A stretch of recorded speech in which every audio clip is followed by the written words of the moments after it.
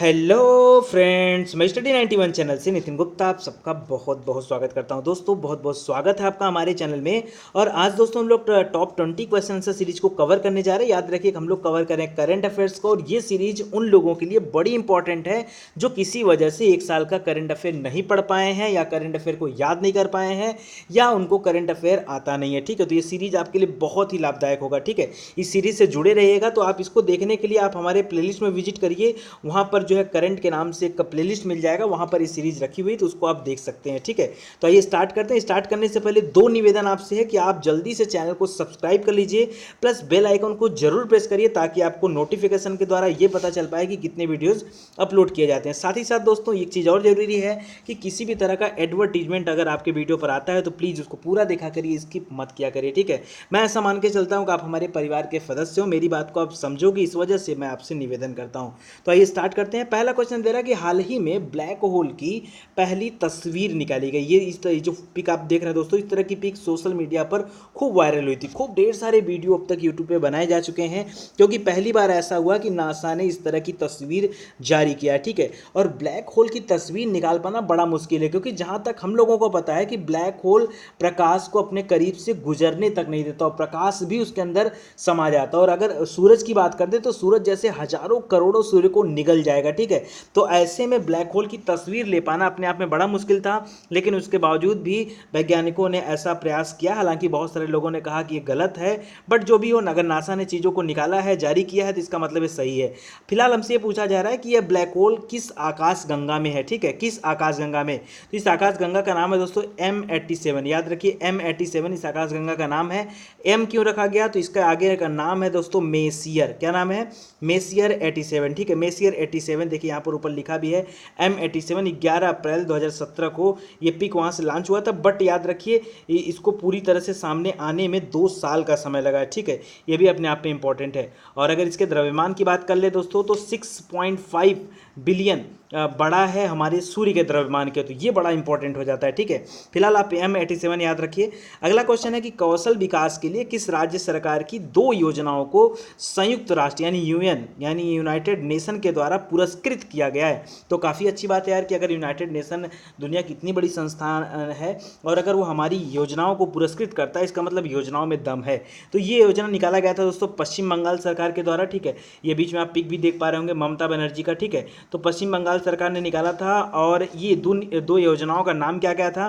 तो एक योजना का नाम था उत्कर्ष बांग्ला। याद रहेगा, सिंपल सा नाम है उत्कर्ष बांग्ला। भाई इसको क्यों चूज किया गया? तो याद रखिए कौशल विकास प्रशिक्षण दिया जा रहा था, जो भी बेरोजगार नवयुवक नवतियाँ थे, ठीक, उनको दिया जा रहा था, इसलिए इसको दिया गया। और दूसरा योजना था साबुज साथी। कौन सा? साबुज साथी। ठीक है, इस योजना के तहत दोस्तों बच्चों को साइकिल दिया गया था। ठीक है, जो पढ़ने वाले बच्चे थे उनको साइकिल दिया गया था, और बड़े लेवल पे दिया गया था। तो इन 2 योजनाओं को दोस्तों वहाँ पर चूज किया गया है, जिसको यूएन द्वारा पुरस्कृत भी किया गया है। एक चीज़ और याद दिला दूँ आपको कि यूएन द्वारा पहले ही पश्चिम बंगाल की एक योजना को पुरस्कृत किया जा चुका है, जिसका नाम है कन्याश्री। ठीक है, कन्याश्री योजना ऑलरेडी पुरस्कृत है पहले की, 2 अभी आ गई, एक उत्कर्ष बांग्ला, एक साबुज साथी। और एक चीज़ और याद दिला दूँ, अभी हम लोग कुछ दिन पहले कवर किए थे कि स्कोच अवार्ड दिया गया था। स्कोच अवार्ड में बेस्ट मुख्यमंत्री का अवार्ड दिया गया था ममता बनर्जी को, और मुख्यमंत्री ऑफ द ईयर भारत के लिए, ठीक है, वो चुना गया वसुंधरा राजे को। तो दोनों नाम भी याद रखेगा।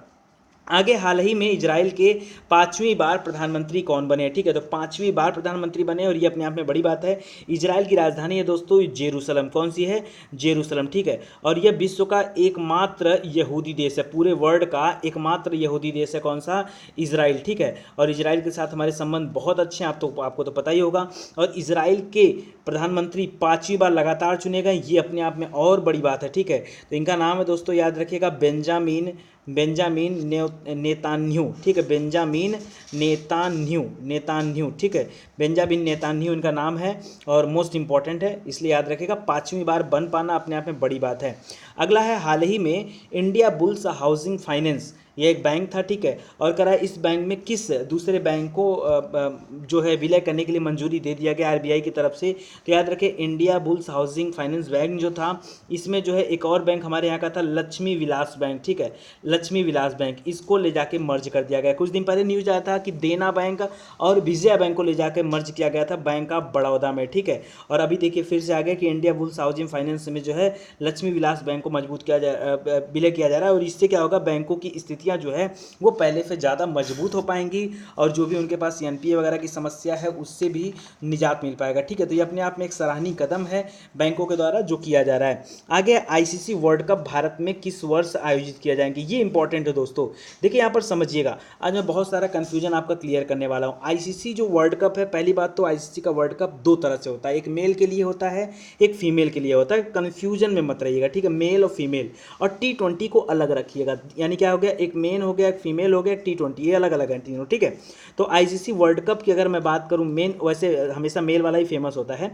और कह रहा है कि किस वर्ष भारत में होगा, तो याद रखिएगा अभी 2019 वाला जो होगा, इस साल का जो मैच खेला जा रहा है, ठीक है, आईसीसी वाला, तो याद रखिए ये इंग्लैंड और वेल्स में, ठीक है, खेला जा रहा है। ये अपने आप में इंपॉर्टेंट है। और गो डैडी वेबसाइट जो दोस्तों, ये मैं आपको पढ़ाया था, गो डैडी वेबसाइट जो है इसको प्रमोट भी कर रही है, ठीक है। तो अभी हम लोग देखते हैं कि वीवो वगैरह प्रमोट करते हैं, पहली बार ऐसा हुआ कि गो डैडी एक वेबसाइट कंपनी है, ठीक है, और ये इसको प्रमोट कर रही है। और ये हो रहा है कहाँ पर, इंग्लैंड एंड वेल्स में, 2019 वाला। और 4-4 साल पे होता तो 19-4-23, जो 2023 में होने वाला है, ये आपके भारत में होने वाला है, ठीक है। तो याद रखिए अगला आईसीसी वर्ल्ड कप कहाँ होने वाला है, भारत में होने वाला है, ठीक है। कोई दिक्कत, 2023 हो गया।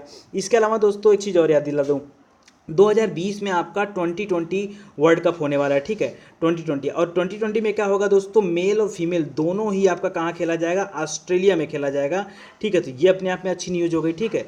और एक चीज़ और याद, चलिए इतना ही याद करिए, अभी इंपॉर्टेंट यही है, ठीक है। रिवाइज कर लीजिए एक बार, 2019 वाला कहाँ पर हो रहा है, आईसीसी वाला, तो ठीक है, इंग्लैंड और वेल्स में। 4 साल बाद 2023 वाला कहाँ पर होगा, भारत में। टी20 मेल और फीमेल दोनों, टी20 मेल और फीमेल दोनों ही ऑस्ट्रेलिया में खेला जा रहा है, ठीक है। ये सब याद रखिएगा। चलिए आगे बढ़ते हैं।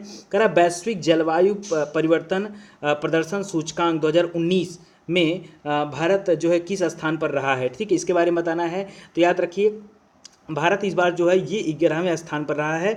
2018 वाली जो सूची थी दोस्तों, उसमें जो है यानी पिछले साल वाली सूची में भारत 14वें नंबर पे था और इस बार थोड़ा सा खिसक करके आगे आया तो 11वें नंबर पे पहुंच गया है। इसमें global climate change performance index में, ठीक है, यानी वैश्विक जलवायु परिवर्तन में, ठीक है। तो याद रखिए, ऐसे करके याद रखिएगा, जलवायु को लेकर के हम लोग काफ़ी जागरूक हो गए हैं और एक एक दिन जो है जलवायु के बारे में सोचते रहते हैं कि किस तरह से हम पर्यावरण को प्रदूषित होने से बचा सकते हैं। एक दिन सोचते रहते हैं, एक दिन याद रखेंगे तो 11 आपको याद रहेगा। अच्छा, पिछली वाले मैं आपको याद दिलाना चाहूँगा, हैप्पीनेस रिपोर्ट जो आई थी दोस्तों, हैप्पीनेस वाली रिपोर्ट, उसमें मैंने बताया था कि हैप्पी कौन है, ठीक है, क्योंकि झीलों का देश कहा जाता है फिनलैंड को, ठीक है, और सब लोग नहा के वहाँ पे बहुत हैप्पी हैं। ऐसे याद करिए, फिन मतलब फाइन से बन गया हैप्पी। तो ये था पहले नंबर पे और भारत था 140वें नंबर पे, ठीक है।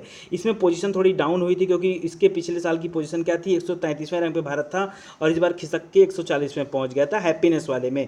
और एक और बताया था बौद्धिक संपदा सूचकांक, उसमें बताया था कि भारत इस बार है 2019 में 36वें नंबर पे, इसके पहले कितना था, 44वें पे था, ठीक है।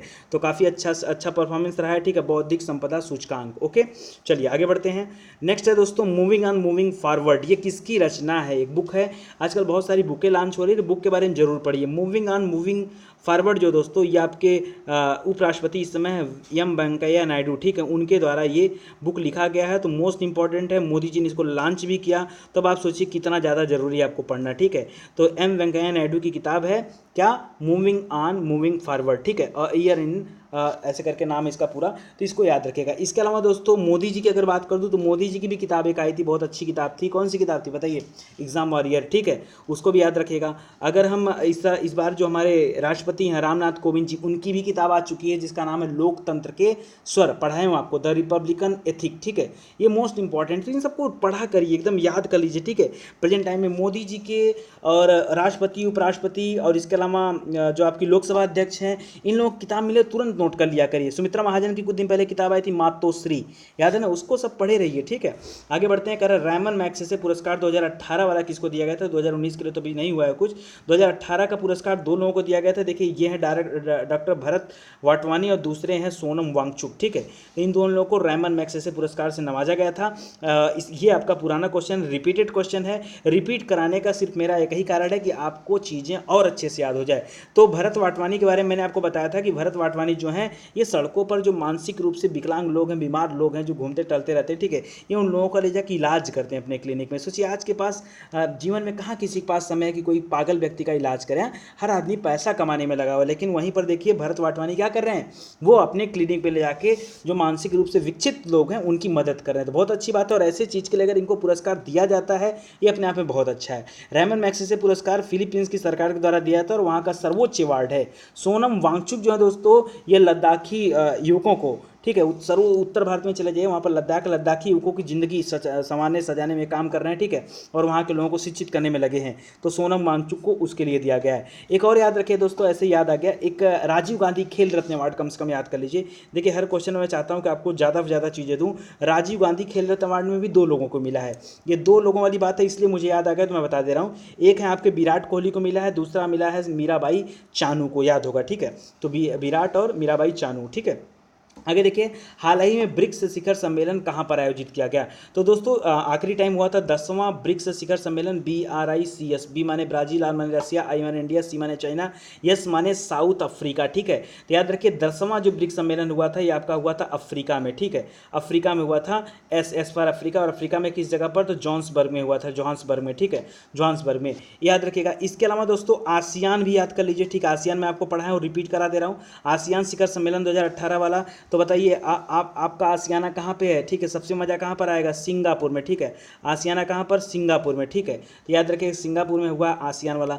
बिम्स्टेक अच्छा कहाँ पे हुआ, चलिए बताइए जल्दी से, बिम्स्टेक वाला कहाँ पर हुआ है, ठीक है। बिम्स्टेक का चौथा सम्मेलन था, हुआ नेपाल के काठमांडू में, ठीक है। 7 देश इसमें हिस्सा लेते हैं बिम्स्टेक में, ठीक है। और चलिए बताइए आप हमें बता दीजिए G7 कहाँ पे हुआ, ठीक है। G7 आपका क्यूबेक कनाडा में हुआ है, और G20 आपका अर्जेंटीना में हुआ है, ठीक है। ये सब याद रखिए, जितना ज़्यादा पढ़ेंगे उतना ज़्यादा मजा आएगा। आगे, दुनिया का सबसे बड़ा ई कचरा रिसाइकलिंग प्लांट का उद्घाटन कहाँ पे किया गया। पहली बात तो ई कचरा क्या होता है, अभी आप देख लो ना कि कितनी सारी मोबाइल है, और आपका कीबोर्ड हो गया, कंप्यूटर हो गया, लैपटॉप हो गया, ठीक है। ये धीरे धीरे जो मोबाइल लॉन्च हो गई पहले की और जो अभी मार्केट से आउट हो रही है, ये मोबाइल जाती कहाँ पे, ठीक है, ये कचरे के भाव में चली जाती। तो कहीं ना कहीं ये कचरा जाके जगह स्टोर होता होगा, और सोचो कितना ज़्यादा ई कचरा आ जाएगा, ठीक है। तो ऐसे में ई कचरा को रिसाइकिल करना बहुत ज़रूरी है, और उसके लिए एक प्लांट लगाया गया, दुनिया का सबसे बड़ा प्लांट लगाया गया है, और ये लगाया गया दुबई में, ठीक है, दुबई औद्योगिक पार्क में ये प्लांट लगाया गया। तो मोस्ट इंपॉर्टेंट है, इसको ध्यान दीजिएगा, ठीक है। अगला है, हाल ही में हिंदू तीर्थयात्रियों के लिए पाकिस्तान सरकार द्वारा अनुमोदित गलियारे का नाम क्या दिया गया, ठीक है, क्या नाम है उसका, नाम आपको बताना, नाम दिया नहीं कि नाम पहले से था। अच्छा एक चीज़ याद रखिए, पुलवामा में जो अटैक हुआ था 14 फरवरी को दोस्तों, इस अटैक के बाद जो है काफ़ी निंदा हुई पाकिस्तान की, ठीक है, और हम लोगों ने पाकिस्तान को अपने मोस्ट फेवर्ड नेशन का जो दर्जा दिया था उससे भी बाहर कर दिया। कहीं ना कहीं विश्व स्तर पर उसका बड़ा नुकसान हुआ है। तो उसके बाद जो है मार्च लास्ट से लेकर के अप्रैल की शुरुआत तक में पाकिस्तान जो है वो हमें हर तरह से आकर्षित करने की कोशिश में लगा हुआ है। कि अभी आपने देखा था कि पंचशील तीर्थ स्थल जो था उसको मंजूरी दे दिया पाकिस्तान ने। कुछ दिन पहले आपने सुना होगा कि करतारपुर के पास एक कॉरिडोर था, ठीक है, वहाँ पर पाकिस्तान ने छूट दे दिया। और अभी देखिए एक लेटेस्ट न्यूज और आपके सामने आ गई कि शारदा गलियारा, कौन सा गलियारा, ये जो इमेज देख रहे हो, ठीक है, यहाँ पर शारदा माता का मंदिर है, तो शारदे गलियारे को खोल दिया ताकि भारत के हिंदू जो हैं वो इस जगह पर आ सकें, ठीक है ये जगह पाकिस्तान में, ठीक है, लेकिन फिर भी देखो खोल दिया है, और इससे दिखाना चाह रहा है कि नहीं हम जो है अपना जो है काफ़ी लगाव दिखाना चाह रहे हैं, ठीक है। तो इसको याद रखिएगा, शारदा गलियारा उसका नाम है, ठीक है, शारदा पीठ कॉरिडोर भी आप बोल सकते हो। आगे, चिनूक हेलीकॉप्टरों के निर्माता का नाम बताइए जिन्हें हाल ही में भारतीय वायुसेना में शामिल किया गया। तो आप सभी को पता है चिनूक हेलीकॉप्टर जो है ये बोइंग कंपनी बनाती है, ठीक है, बोइंग कंपनी कहाँ की, अमेरिका की है, ठीक है, और उसको यहाँ पर शामिल किया गया। दोस्तों ये बोइंग हेलीकॉप्टर जो इस तरह के हेलीकॉप्टर आपने कई सारे मूवी में देखा होगा, एवेंजर में देखा होगा, इसके अलावा आपने अवतार मूवी में भी देखा होगा, ठीक है, चिनूक हेलीकॉप्टर ये हैं। और इसकी खासियत दोस्तों कि बहुत ज़्यादा लोडेड सामान को लेके जा सकते हैं, आ जा सकते हैं, ठीक है। तो ऐसे में इस तरह के हेलीकॉप्टर अगर हमारे पास होते हैं तो हमारा जो है काफ़ी मदद कर सकते हैं। ज़रूरी नहीं कि युद्ध में ही हमारा मदद करें, कभी कोई आपातकाल की स्थिति बने, सपोज करिए कहीं पे बाढ़ वगैरह आ गया, ठीक है, तो वहाँ पर भी राहत सामग्री बड़े आसानी से पहुँचाई जा सकती है बड़े लेवल पर, ठीक है। तो इसको याद रखेगा। आगे है ग्रेटा थुनबर्ग, ठीक है, जिन्हें 2019 के नोबेल शांति का नोबेल पुरस्कार जो है इसके लिए नामित किया गया। किस देश के पर्यावरण कार्यकर्ता, तो ये बच्ची है और सबसे कम उम्र की है, ठीक है। अगर इसको पुरस्कार मिलता मिलता है तो पूरे नोबेल में सबसे कम उम्र की बचेगी, ठीक है। तो याद रखिएगा इसका नाम है ग्रेटा, ठीक है, ग्रेटा थुनबर्ग, याद रखिए, मोस्ट इंपॉर्टेंट। और ये कहाँ से बिलोंग करती हैं, तो स्वीडन की हैं, ठीक है। स्वीडन से आपका नोबेल पुरस्कार भी बढ़ता है, स्वीडन सी है, स्वीडन की राजधानी स्टॉकहोम है, याद रखिएगा। आगे लोकसभा 2019 में अंतरिम बजट किसने पेश किया था। हालांकि आपने देखा था कि मोदी सरकार में जो हमारे वित्त मंत्री थे अरुण जेटली थे, बट उनकी तबीयत खराब होने की वजह से 2019 का अंतरिम बजट और जो अंतिम बजट था ये पेश किया किसने, आपके पीयूष गोयल जी ने, ठीक है। तो ये इंपॉर्टेंट है और ये भारत का 15वां बजट था, ठीक है, ठीक है, स्वतंत्र भारत का 15वां बजट पेश किया गया, ये इंपॉर्टेंट है, इसको याद रखेगा, ठीक है। चलिए आगे देखते हैं। और यहाँ पे दे रहा है कि हाल ही में किस राज्य सरकार ने खुशी योजना लॉन्च किया। बहुत अच्छा क्वेश्चन, ठीक है, काफ़ी पुराना क्वेश्चन है, बट याद रखिए कि खुशी योजना लॉन्च किया उड़ीसा सरकार ने, ठीक है, उड़ीसा सरकार। इसमें होगा क्या सर, होगा क्या सर, ये बताइए।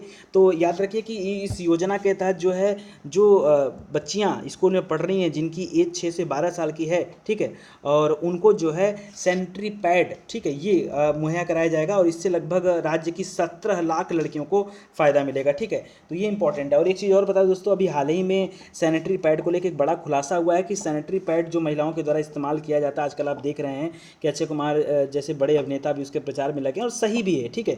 कई सारी मूवी भी बन चुकी सैनिटरी पैड पे, क्योंकि स्वच्छता की बात करें, सुरक्षा की बात करें, ठीक है, तो इसके लिए सैनिटरी पैड का इस्तेमाल किया जाना ज़्यादा जरूरी होता है। सब कुछ तो ठीक ठाक है, लेकिन आप याद रखिए कि जो सैनिटरी पैड एक बार महिलाएं यूज कर लेती हैं, जब उसको डस्टबिन में फेंका जाता है, ठीक है, तो ऐसे में वो रिसाइकल नहीं होता। और ये कहा जा रहा है कि 2 लाख टन, कितना टन है जो अभी वो रिसाइकल होने के लिए पड़ा हुआ है, ठीक है। तो ऐसे में एक गंभीर समस्या आ जाएगा अगर पूरे भारत में सभी लोग सैनिटरी पैड का इस्तेमाल करने लगेंगे तो क्या इसका मतलब क्या है, सैनिटरी पैड का इस्तेमाल न किया जाए। नहीं, ऐसा नहीं है दोस्तों। अभी हाल ही में वैज्ञानिकों ने एक नया खोज किया है और मुझे नाम तो एग्जैक्ट नहीं याद आ रहा, बट मैं कल देखूंगा तो आपको पढ़ा दूंगा साइंस टेक वाले पोर्शन में।